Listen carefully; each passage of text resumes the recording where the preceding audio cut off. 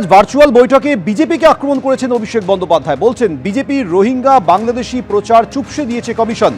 সবচেয়ে কম নাম বাদ পড়েছে পশ্চিমবঙ্গে, কৃতিত্ব বিএলএ 2দের। ভার্চুয়াল বৈঠকে বিএলএ 2দের একাধিক নির্দেশ দিয়েছেন অভিষেক বন্দ্যোপাধ্যায় সূত্রে খবর। 30 থেকে 32,000 বিএলএ 2র সঙ্গে যোগাযোগ রেখেছিল আমার অফিস। 31 তারিখ দিল্লি গিয়ে আমরা অসঙ্গতির তালিকা প্রকাশের দাবি জানাবো। 1,38,00,000 নাম অসঙ্গতির তালিকায় ঢুকিয়েছে কমিশন। এরা ভারতের ডিএনএ পরিবর্তন করতে নেমেছে, বাংলার ডিএনএও চেঞ্জ করতে চায়। এটা একমাত্র তৃণমূলই আটকাতে পারে। উন্নয়নের পাঁচালীর রিপোর্ট কার্ড মানুষের বাড়ি বাড়ি পৌঁছে দিতে হবে, নির্দেশ দিয়েছেন অভিষেক বন্দ্যোপাধ্যায়।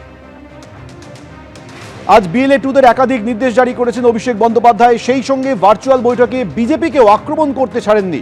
তৃণমূল কংগ্রেসের সর্বভারতীয় সাধারণ সম্পাদক তিনি বলছেন বিজেপির রোহিঙ্গা বাংলাদেশি প্রচার চুপসে দিয়েছে কমিশন, কারণ সবথেকে কম নাম বাদ পড়েছে পশ্চিমবঙ্গে, আর এর কৃতিত্ব বিএলএ 2দের। ভার্চুয়াল বৈঠকে একথা বলে বিএলএ 2দের একাধিক নির্দেশ দিয়েছেন অভিষেক বন্দ্যোপাধ্যায় সূত্রের খবর। সেই সঙ্গে অভিষেক বন্দ্যোপাধ্যায় বলেছেন 30 থেকে 32,000 বিএলএ 2র সঙ্গে যোগাযোগ রেখেছিল আমার অফিস। 31 তারিখ দিল্লি গিয়ে আমরা অসঙ্গতির তালিকা প্রকাশের দাবি জানাবো। 1,38,00,000 নাম অসঙ্গতির তালিকায় ঢুকিয়েছে কমিশন। এই মুহূর্তে আমরা যোগাযোগ করেছি বিজেপি নেতা সজল ঘোষের সঙ্গে। সজল বাবু, অভিষেক বন্দ্যোপাধ্যায় আজ ভার্চুয়াল বৈঠকে বিজেপিকে আক্রমণ করে বলেছেন যে বিজেপির রোহিঙ্গা বাংলাদেশি প্রচার চুপসে দিয়েছে কমিশন, কারণ সবথেকে কম নাম পশ্চিমবাংলায় বাদ পড়েছে। এরা ভারত এবং পশ্চিমবঙ্গের ডিএনএ চেঞ্জ করতে নেমেছে। না, তাহলে তো খুবই ভালো কথা। তাহলে উনি নির্বাচন কমিশন মাইকি জয় বলে রাস্তায় নেমে পড়ুন। হ্যাঁ, উনি নির্বাচন কমিশনের সামনে রোজ ওইভাবে একজোড়া কপত কপতির মতন দুটো মুখ রোজ দেখা যায়।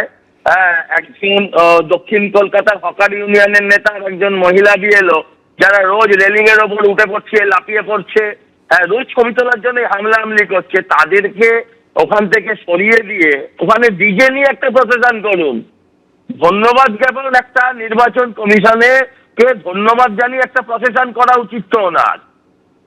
সেটা না করে এই হুঙ্কার, রোজ একরকম হুঙ্কার দিচ্ছেন কেন? উনি তো বলছেন যে নির্বাচন কমিশন বিজেপির ওই ফানুস চুপসে দিয়েছে, তাহলে আবার যে মুখে বলছেন নির্বাচন কমিশন বিজেপির দালালি করছে, এটা কন্ট্রাডিক্টরি হয়ে যাচ্ছে। হ্যাঁ, পিসি ভাইপোর কারোর তো কথার কোনো মিল নেই, সকালে কি বলছে, রাতে কি বলছে। হ্যাঁ, যাক, এখন একটা ওই ক্রিসমাস ঈদ চলছে, এখন এরকম দু চারটে ভুলভাল কথা হতেও পারে ঠান্ডার বাজারে। এর ছাড়া কি বলতে পারি বলুন? এটা সিরিয়াসলি নেবার কিছু নেই, ওনার বক্তব্য সিরিয়াসলি নেবার কিছু নেই। আপনারাই যদি দেখান, এত কন্ট্রাডিকশন দেখাতে পারবেন যে আপনারাই কনফিউজ হয়ে যাবেন যে কোনটা দেখাবো আর কোনটা লুকাবো। সজলবাবু, অনেক ধন্যবাদ। এবিপি আনন্দ, এগিয়ে থাকে, এগিয়ে রাখে।